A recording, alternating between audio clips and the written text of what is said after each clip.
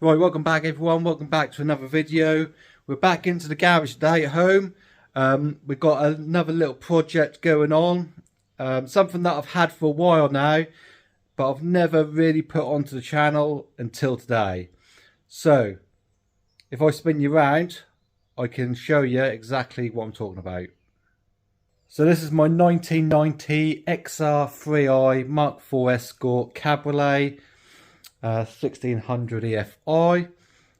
I've had this probably going on 6 years now, and I've featured it briefly early this year on my what's going on in the channel type video, but I haven't done any work to this vehicle on this channel whatsoever. So when I first got this car, I'll stick up some pictures, but it had some 15-inch Wolf Race alloys, standard suspension, standard interior, tow bar, and yeah, we've done a little bit of work since then. We've actually put some gas coilovers on and some 17-inch RS soft lines, but ever since I've done that work, I've had some issues, and I'll take you to the place where I've had the issues, and that is the tyres and the scrubbing. So to fit the gas coilovers with these wheels, you have to space the wheels out to clear the spring perches,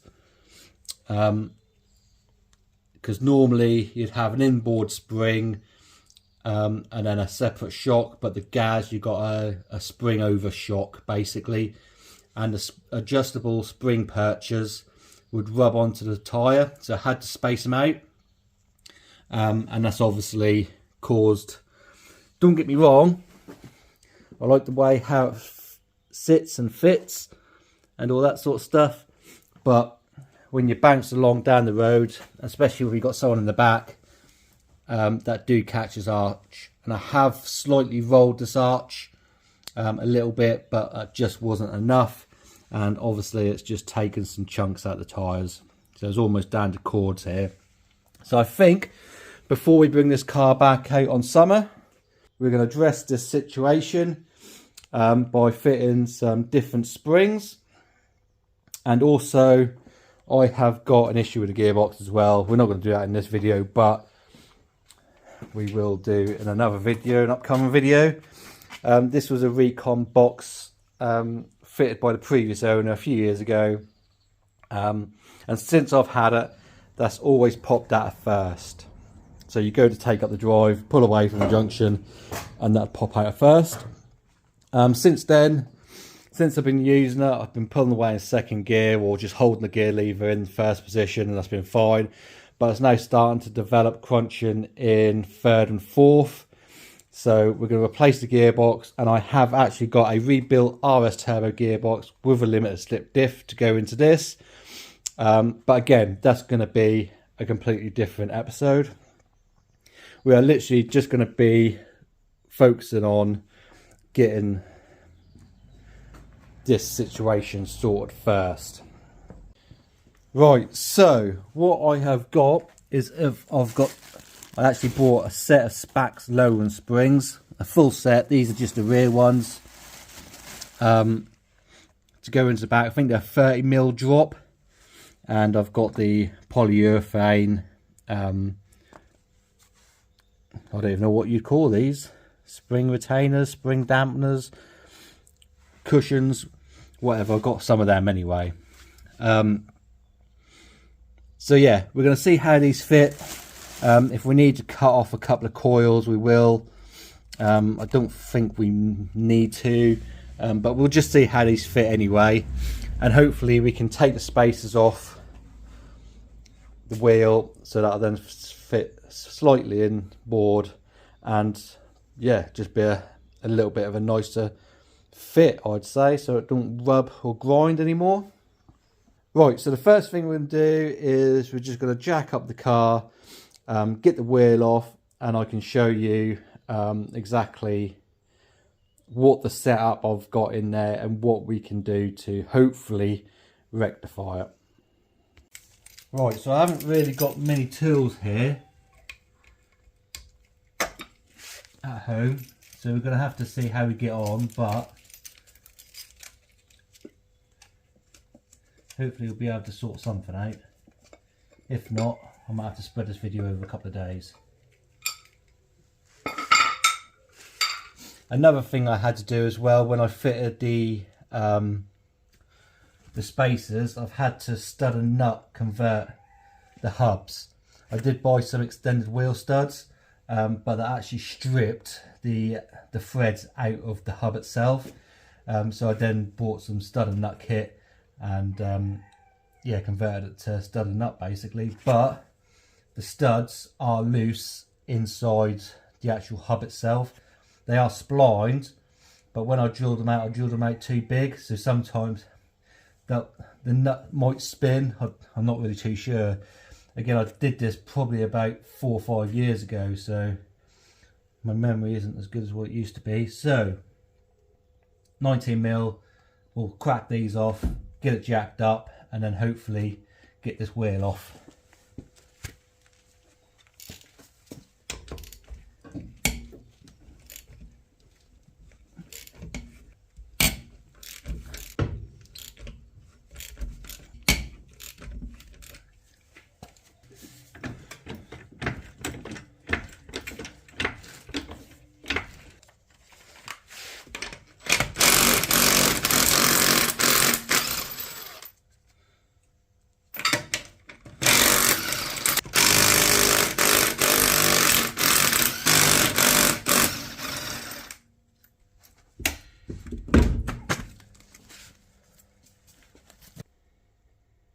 Right, as you can see, little wheel spacer on here.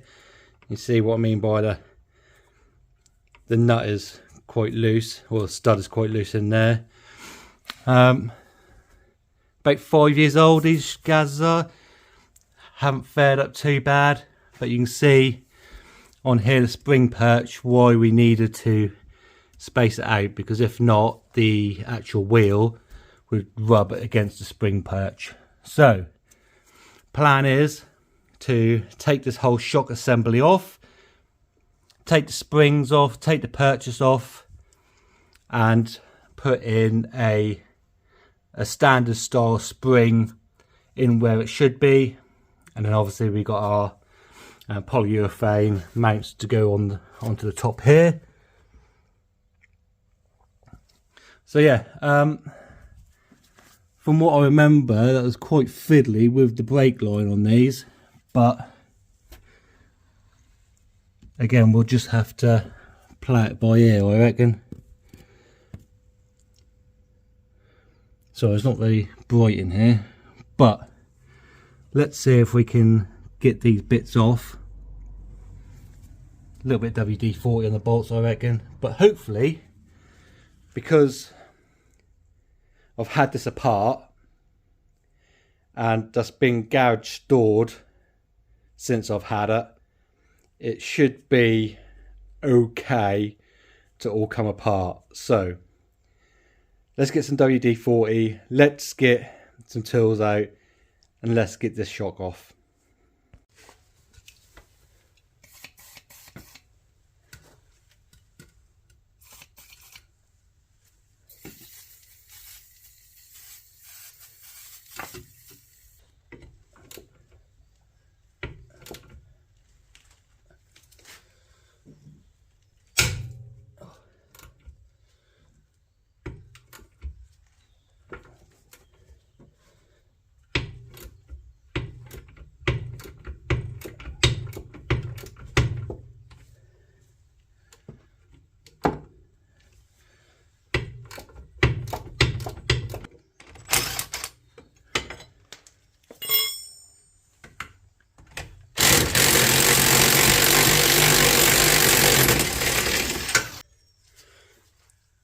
I didn't want that coming loose, did I?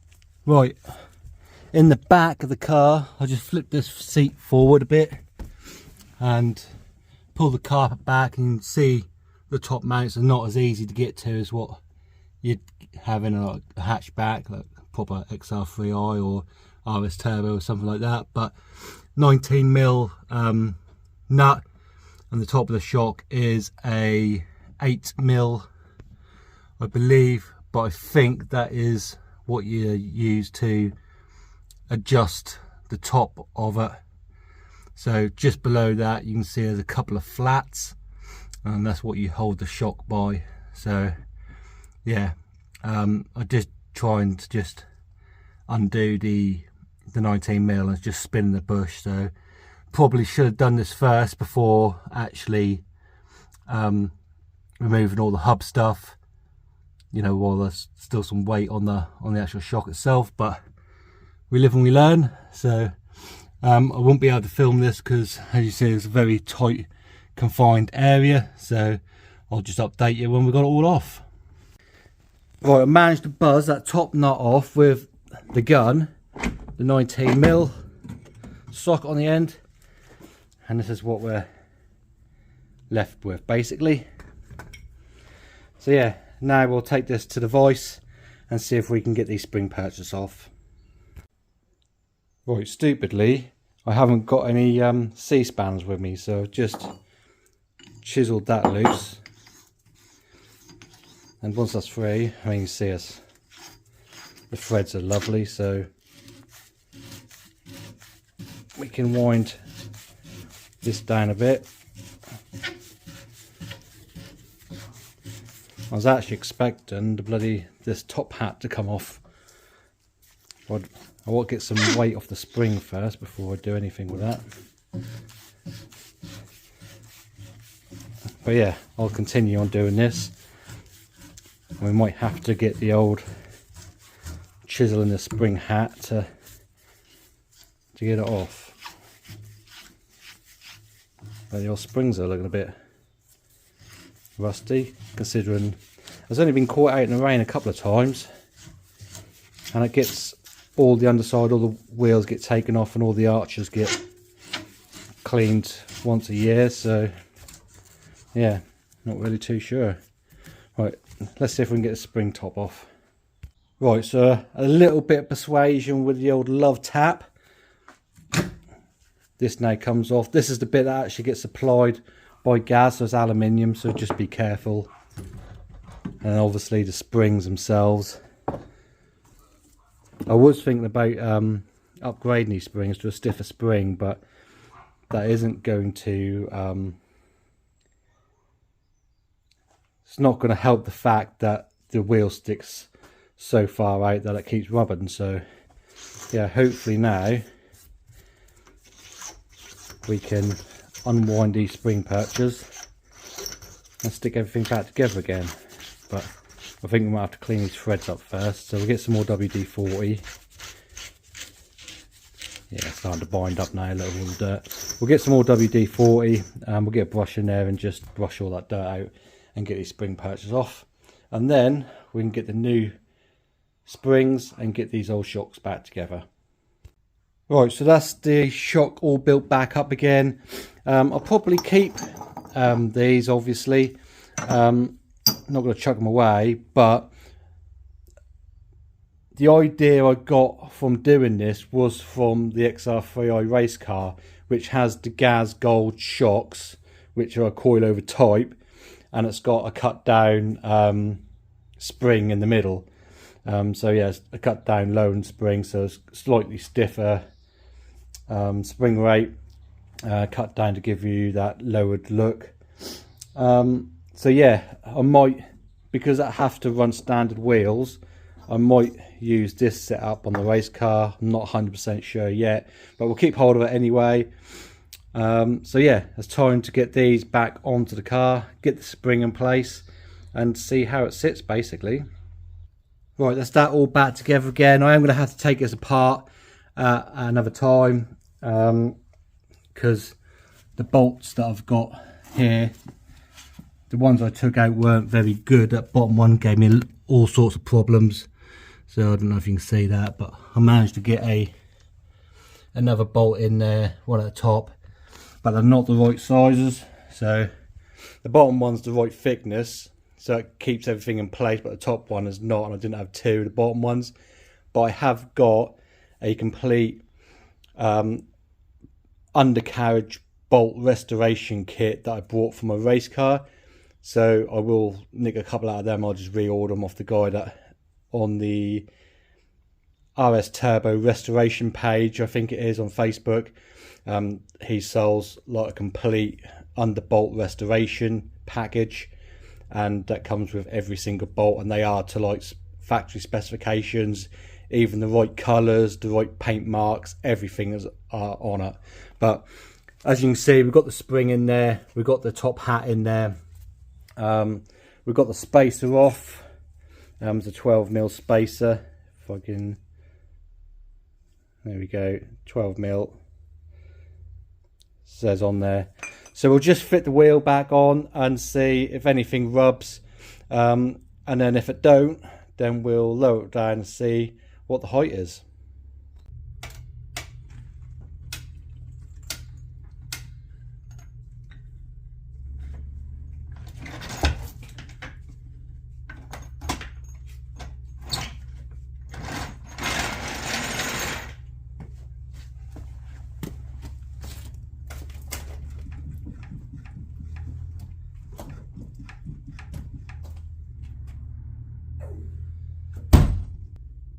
Right, yeah, a little bit tall for my liking.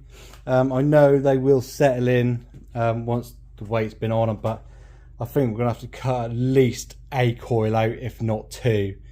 So yeah, it doesn't pass the Mighty Car Mod shoe test, unfortunately. But, I mean, it works. Oh, one thing I didn't check is see if it spins with the wheel on. So right, this is the whole point of this exercise, wasn't it?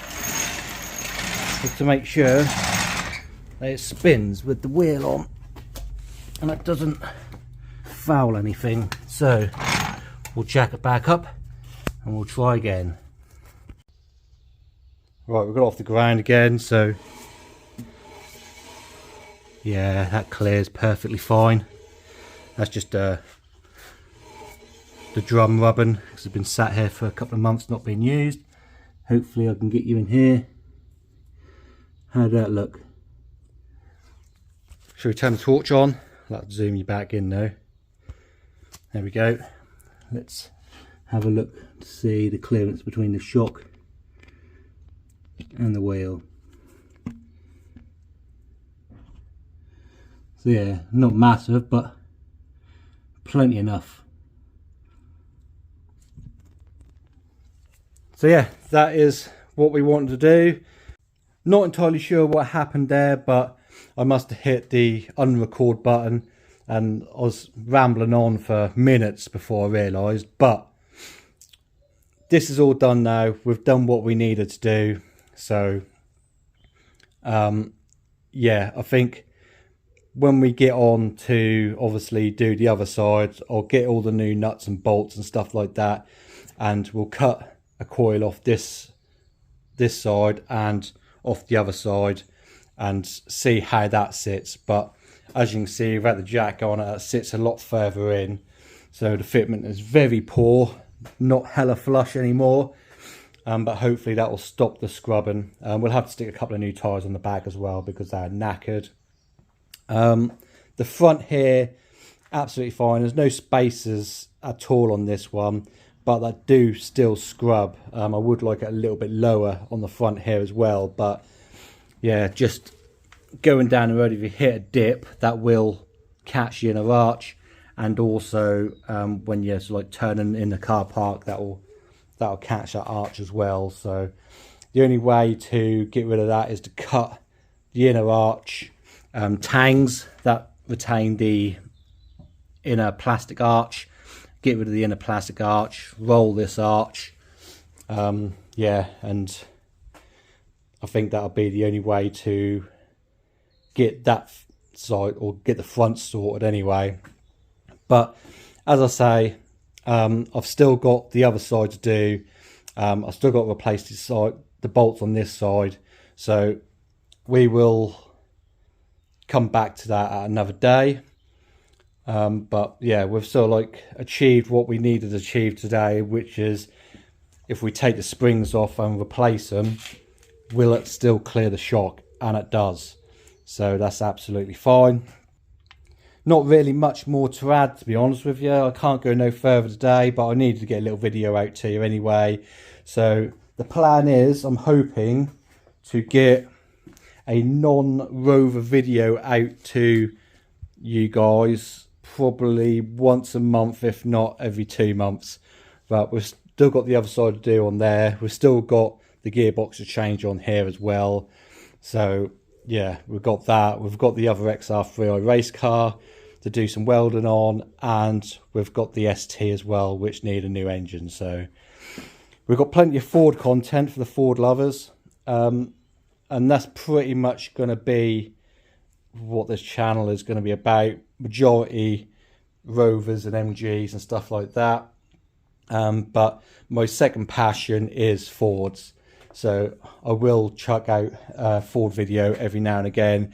And I think most of my subscribers are, well, not most, but some of the early subscribers were going to be from the Focus ST and from the RS Turbo days a couple of years ago. So I want to keep the Ford content rolling, but that is not the priority for this channel. Rovers are a priority for this channel. So yeah, I'm hoping to be the biggest rover channel in the whole of the world. Yeah, well, we'll see, won't we? But yeah, I think that'll do it for today. So I'll leave it here. I'll edit this video out, give you guys something to watch, and we'll catch you in the next Ford episode, which will probably be in a few weeks' time, I guess. Yeah, so I'll catch you on the next one. Have a great day. I'll see you later.